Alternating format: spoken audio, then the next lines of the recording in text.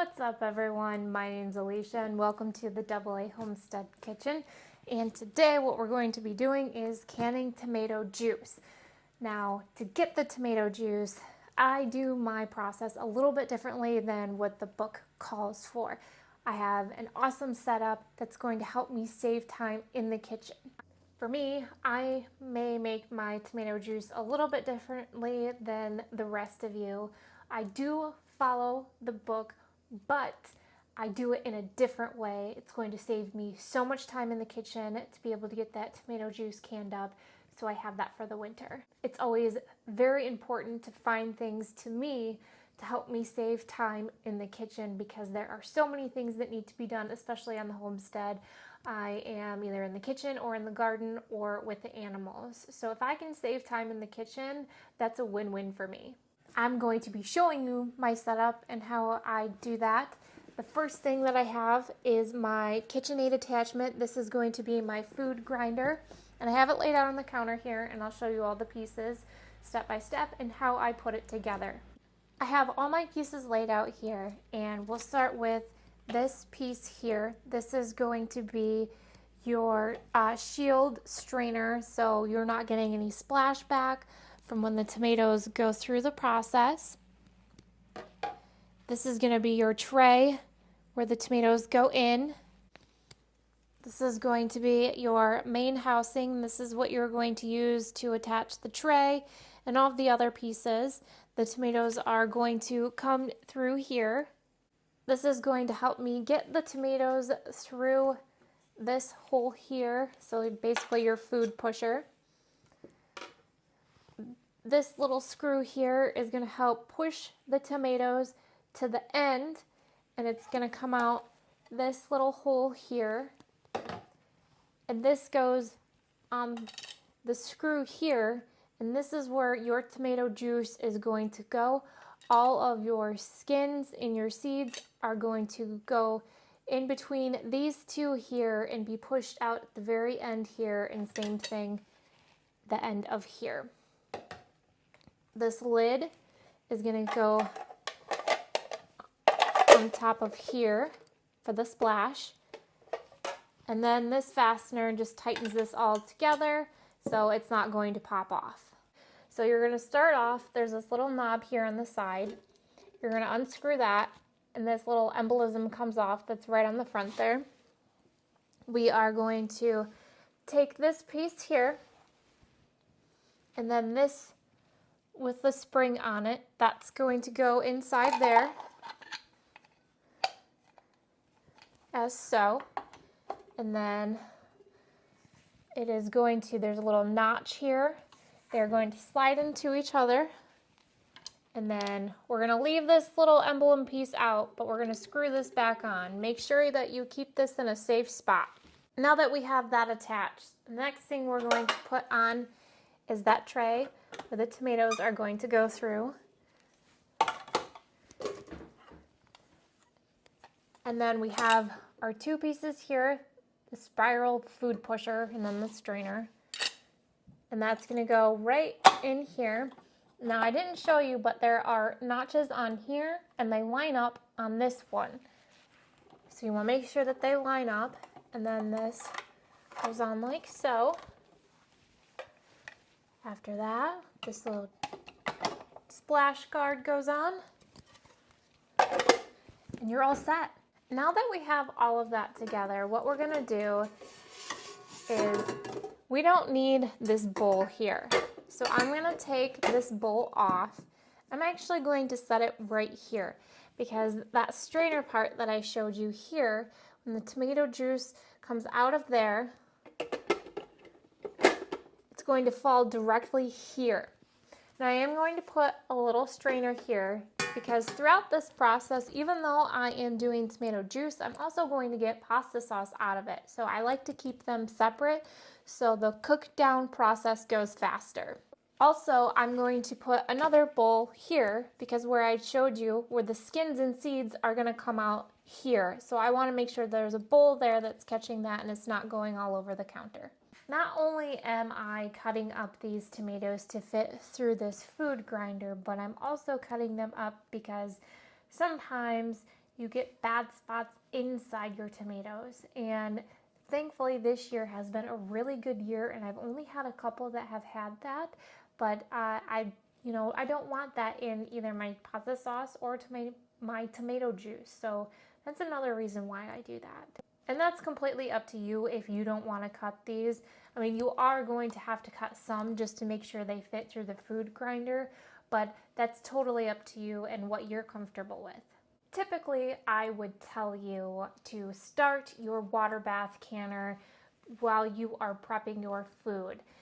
With this process, it's a little bit different because I have to wash the tomatoes, I have to cut them up and then put them through here. So by the time I'm done, I will take that tomato juice and I will let that cook down a little bit on the stove. When I do that, I will turn the water bath canner on, and when the water bath canner is ready to go, that's when I'm ready to can my tomato juice. So that water bath canner is not constantly running, and it's not ready before you are done. My tomatoes are prepped, my Kitchenaid is set up, so let's start putting these tomatoes through it.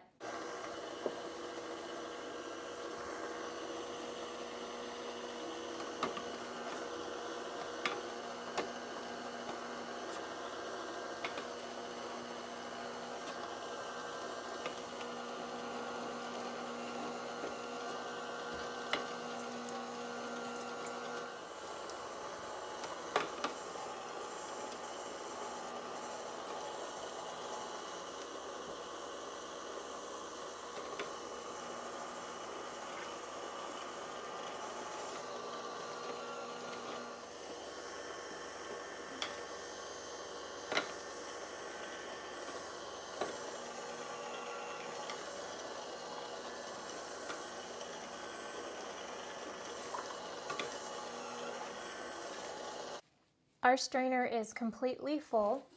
So what I'm gonna do is I'm gonna take a wooden spoon and I'm going to stir this for a little bit to try to get some separation between that tomato juice and what is going to be pasta sauce. So the process for pasta sauce for me and tomato juice is the same. This strainer allows me to keep the juice and the sauce completely separate. After I'm done sifting that strainer a little bit, I've got two pots here. I've got my large pot and my medium-sized pot. Tomato juice and pasta sauce are going to go in here so I can cook them down later.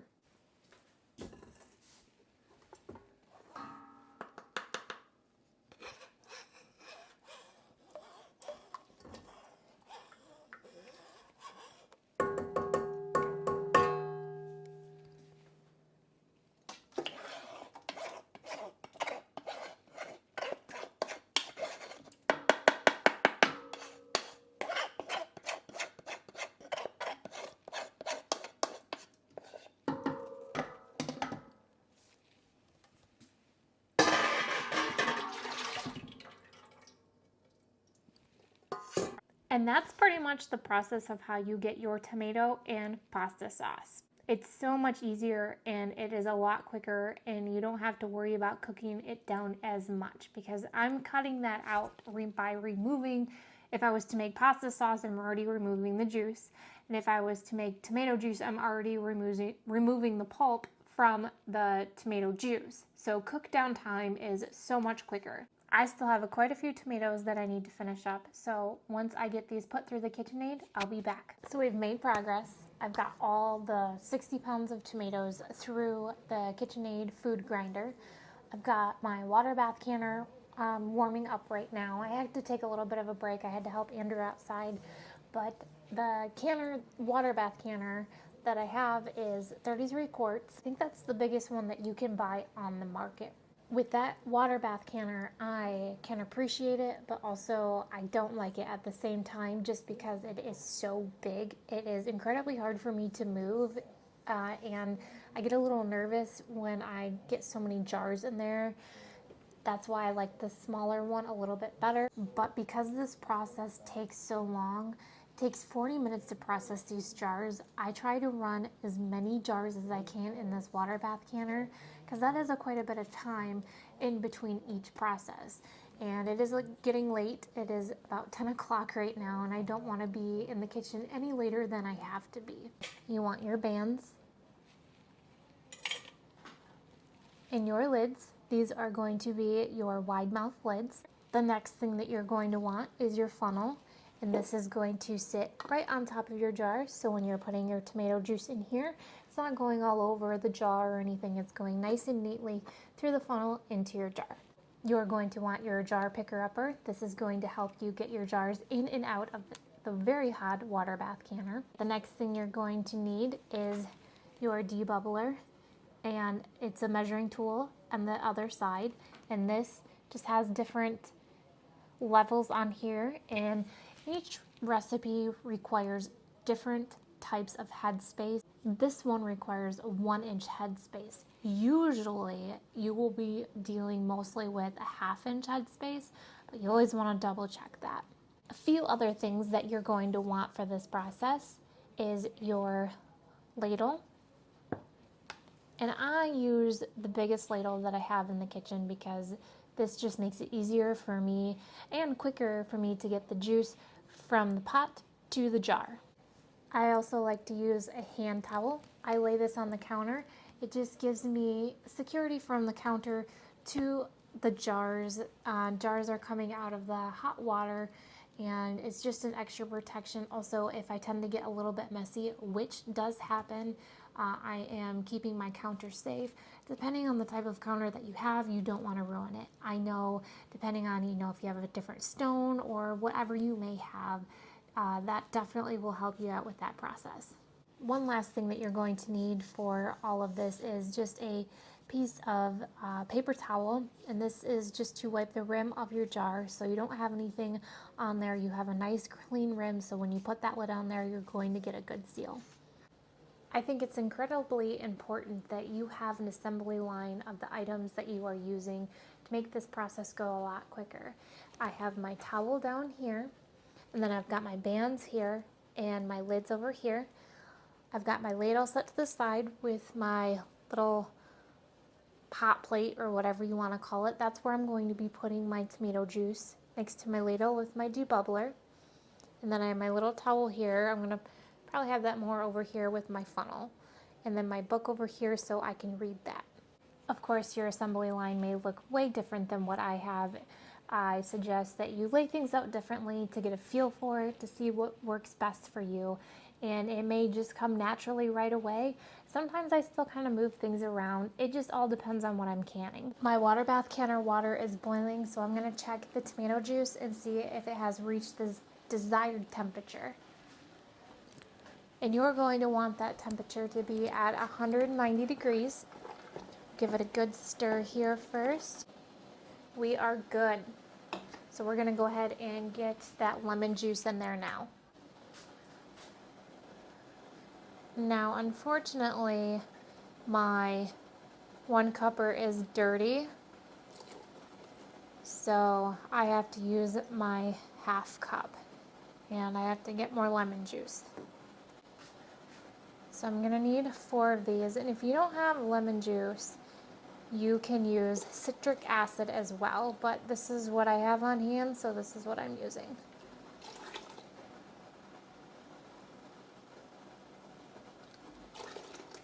We're going to turn that heat off. Our jars are hot and we have the tomato juice on the counter, so let's get going. Now, in order for me to keep these jars warm, because that is required, I keep these in a pot, my actual water bath canning pot, the small one that I have, and I just keep them in there with very, very hot water. So this requires a 1-inch headspace. I've got my funnel, my hot jar, and I'm going to use the biggest ladle that I have and funnel this juice right into the jar.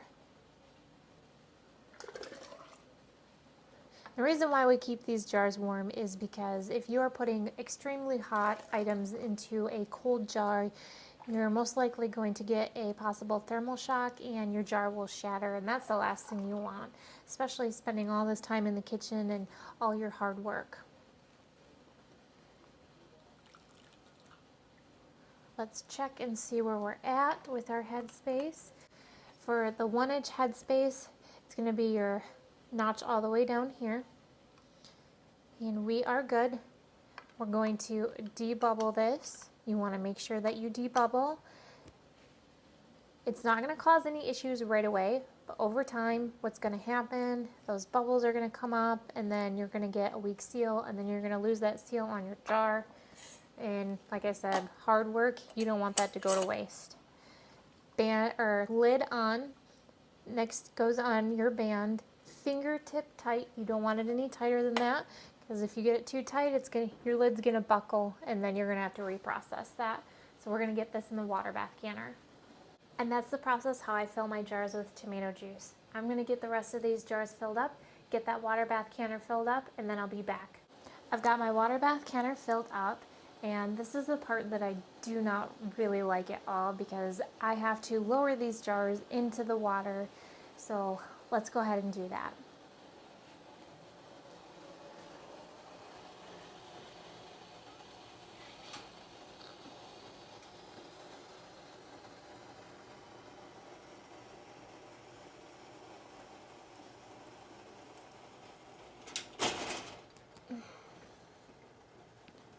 A very important part of canning, especially water bath canning, is you want to make sure that you have at least 2 to 1 inches of water above your jars. And a way to measure that is I take a wooden spoon and I'm going to put that in there. It's going to leave a watermark. So I know that I have enough water in here that's at least 2.5 inches. So I'm going to put this lid back on, and I'm going to wait for this water to start coming back up to a boil. Once it does that, then we'll start the processing time. My water bath canner is finally at a boiling point, so I set that 40-minute timer. Now, you have 40 minutes to do whatever you need to get done. I typically use this time to clean up the kitchen and take care of the dirty dishes that seems to accumulate when doing anything that revolves around canning. My 40-minute timer went off, so we're going to go ahead and turn this heat off, and then we're going to let this set for 5 minutes. Once the 5-minute timer is off, we're going to get these jars out of here. My 5-minute timer has gone off, so let's get these jars out of the water bath canner. Now when I take these jars out, I do not lift this jar lifter back up. It's just too much work, and I'm scared that these jars are going to tip, so I take them right out of the water as they are, and I use the lid to carry them to my towel so I'm not spilling hot water everywhere on the floor or on any of the animals.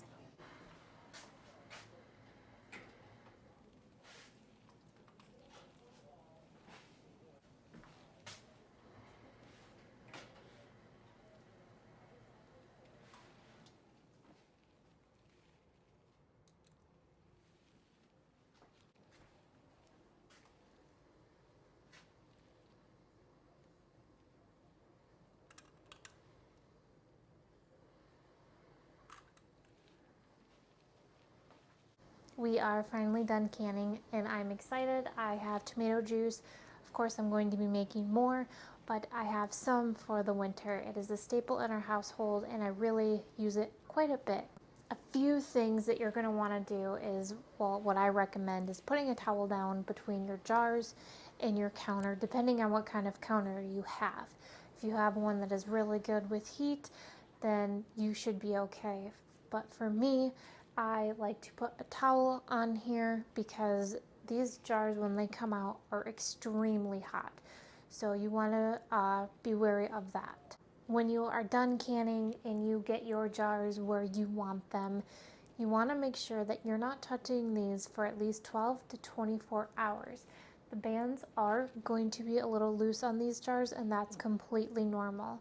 I want to thank you so much for joining me on this video and joining me in my kitchen today while we can tomato juice. I really hope that you enjoyed the video and you were able to learn something today.